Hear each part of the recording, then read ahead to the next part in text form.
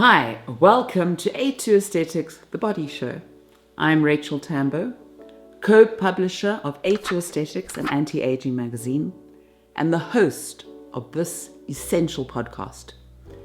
We will take you on an enlightening journey throughout the length, breadth, and depth of the human body, from aesthetic and surgical procedures to the latest advancements in medical technology. So where did this all start? Surgery, specifically plastic surgery, can be traced back to both Egypt and India, BC. The nose seemed to take center stage here, whereby it may be presumed that through skirmishes or battles, the nose seems to have come off second best, being smack bang in the center of the face.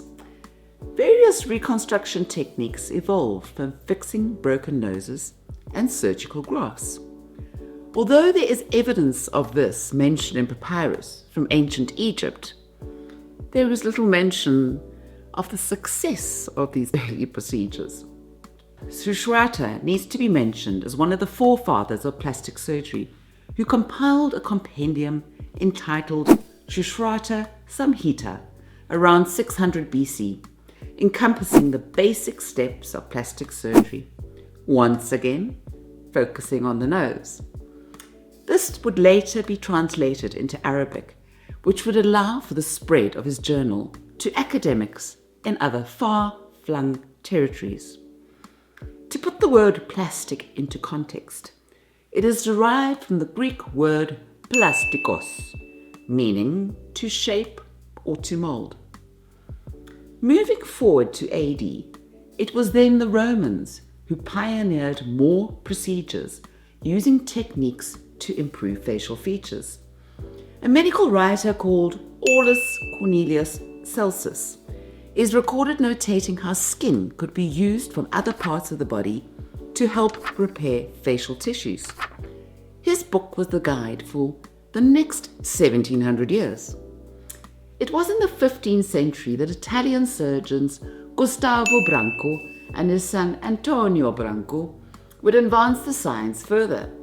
They developed a technique of rhinoplasty, whereby instead of using the skin from the forehead to reconstruct the nose, which left obvious scarring, they developed a procedure whereby a graft could be taken from the inner forearm to repair it. But unfortunately, the forearm needed to be attached to the nose for the graft to work. This must have been very uncomfortable for the patient on the receiving end, until the graft had successfully taken and the arm could be disattached.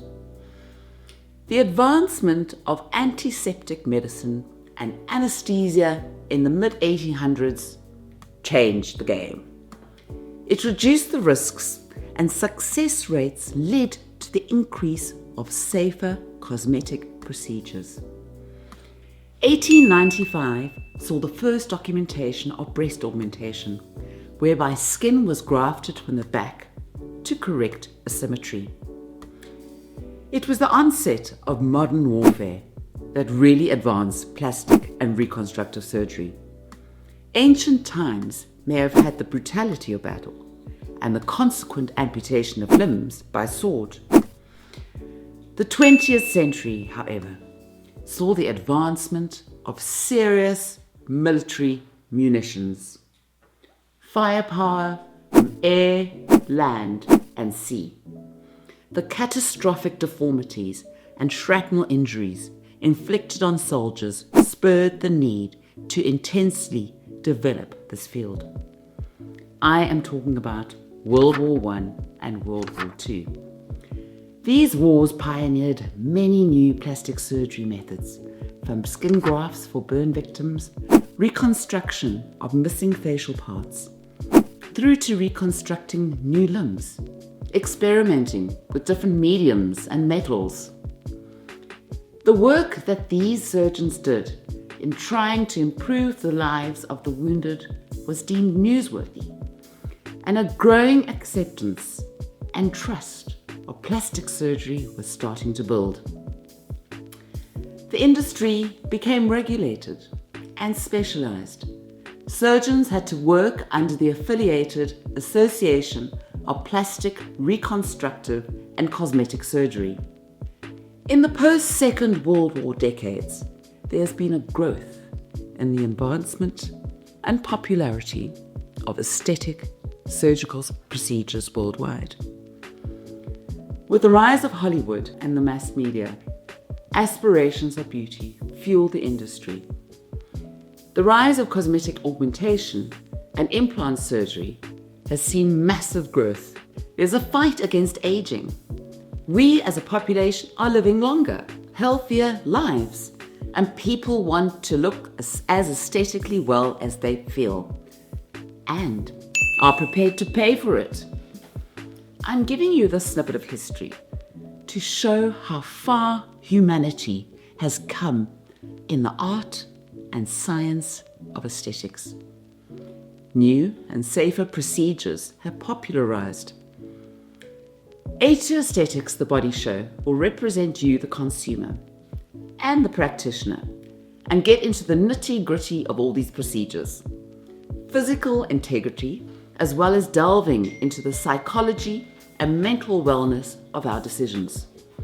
The body show will be up to date with the latest developments in the world of aesthetics, information about the latest non-invasive techniques, machines, and laser technology. The growing popularity of less invasive procedures with faster recovery times has boosted the demand for fillers and other injectables. As aesthetic awareness grows, this segment has become the fastest growing and largest area of the aesthetic market. The cosmetic and aesthetic surgery market will be worth $65 billion globally within the next 5 years. In South Africa, the aesthetic surgery market is projected to reach $1 billion by 2030. This is due to the increase in demand for surgery, the rise in disposable income, advancements in anti-aging and anti-obesity technologies, as well as an increased demand for international aesthetic medical tourism. South Africa, with its expertise, cost comparisons, and location, is a leading player.